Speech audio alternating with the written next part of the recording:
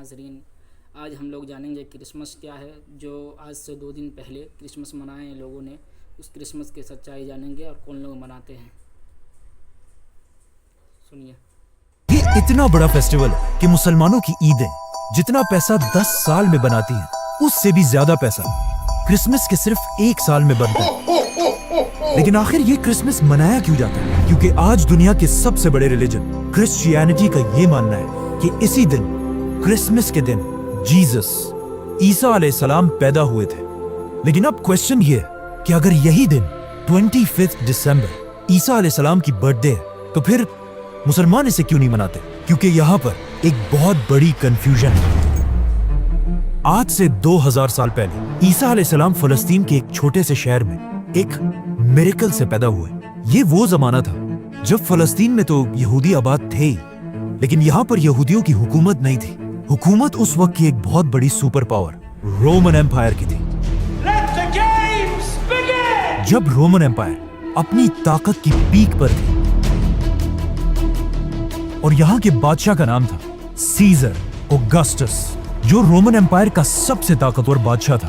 اور اس کے نام کو، اوگسٹس کو، آج ہم سب بہت اچھی طرح جانتے ہیں کیونکہ اسی اوگسٹس کے نام پر سال کے ایک مہینے کا نام بھی رکھا گیا. جیسے ہی اوگسٹس اپنی طاقت کی پیک پر پہنچا، اس نے وہی غلطی کی جو ہمیشہ ہر بادشاہ اس پوزیشن پر پہنچ کر کرتا ہے. اوگسٹس اپنے آپ کو ایک عام انسان کی بجائے ایک خدا، گاڈ کہلوانے لگا اور پورے رومن ایمپائر میں لوگوں سے اپنی عبادت کروانے کے لیے اپنے نام کے ٹیمپلز بنوائے. اگر ہسٹری کو دیکھا جائے، جب بھی کوئی شخص اس لیول کی طاقت تک پہنچتا ہے تو اللہ اس کے غرور کو توڑنے کے لیے بالکل موسیٰ علیہ السلام کی طرح ایک مائٹی پروفٹ بھیجتا ہے. تو اسی سیزر اوگسٹس کے دور میں عیسیٰ علیہ السلام پیدا ہوئے. عیسیٰ علیہ السلام بھی یہیں پر رومن ایمپائر کے اندر فلسطین میں یہودیوں کے ساتھ بڑے ہوئے. لیکن عیسیٰ علیہ السلام بچپن سے اپنی ایج کے باقی سارے نارمل بچوں سے بہت ہی ڈیفرنٹ تھے. کیونکہ بچپن میں ایک بار عیسیٰ علیہ السلام اپنی ماں مریم کے ساتھ ایک بازار میں گھومتے گھومتے کہیں غائب ہو گئے اور کافی ڈھونڈنے کے بعد بھی وہ پورے بازار میں کہیں نہیں ملے.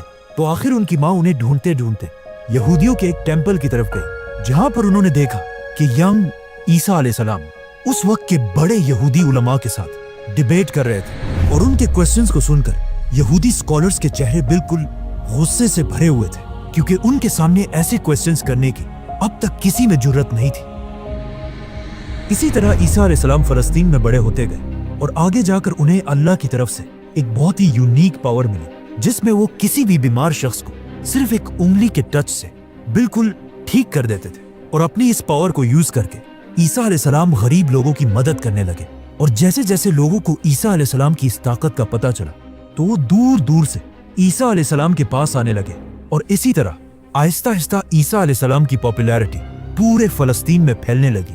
آخر عیسیٰ علیہ السلام اتنے فیمس ہو گئے کہ وہ جس بھی شہر کی طرف جاتے تھے وہاں کے سارے لوگ انہیں ویلکم کرنے کے لیے اس شہر سے باہر نکل آتے تھے. اور عیسیٰ علیہ السلام اپنی پاور سے ان سب کی بیماریاں دور کر دیتے تھے.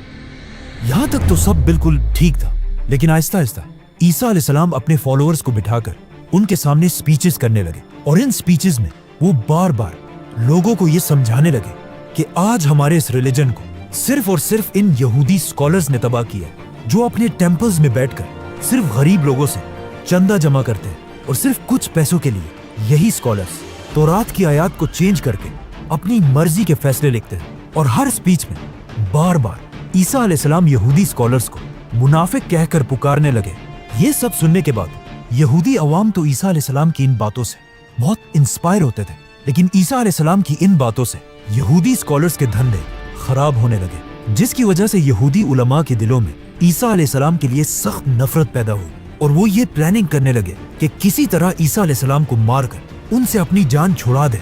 لیکن سپر پاور رومن ایمپائر کی حکومت میں ایسا کرنا امپاسبل تھا. لیکن یہ سب بھی بہت جلد بدلنے والا تھا، کیونکہ آہستہ آہستہ عیسیٰ علیہ السلام فلسطین میں اتنے فیمس ہو چکے تھے کہ وہ فلسطین میں جہاں بھی جاتے تھے ہزاروں لوگوں کا کراؤڈ انہیں دیکھنے کے لیے جمع ہو جاتا تھا. آخر ایک دن عیسیٰ علیہ السلام فلسطین کے کیپٹل جیروسلم کی طرف گئے. جب لوگوں کو اس بات کا پتہ چلا تو ہزاروں لوگ ان کو ویلکم کرنے کے لیے سٹی سے باہر نکل آئے اور ان کی سواری کے سامنے کھجور کے درخت کی شاخیں پھینکنے لگے، جو اس زمانے میں ہائیسٹ رسپیکٹ دکھانے کا ایک طریقہ تھا۔ رومن امپائر کے جنرلز یہ سب دیکھ کر حیران ہو گئے کہ آخر یہ کون آ رہا ہے جسے لوگ بالکل ایک بادشاہ کی طرح رسپیکٹ دے رہے ہیں۔ ناؤ عیسیٰ علیہ السلام کی طاقت کو دیکھ کر رومن امپائر فائنلی گائز آج یہیں تک، اس سے آگے اگلا ایپیسوڈ میں آپ جانیں گے کہ کرسمس کیا ہے۔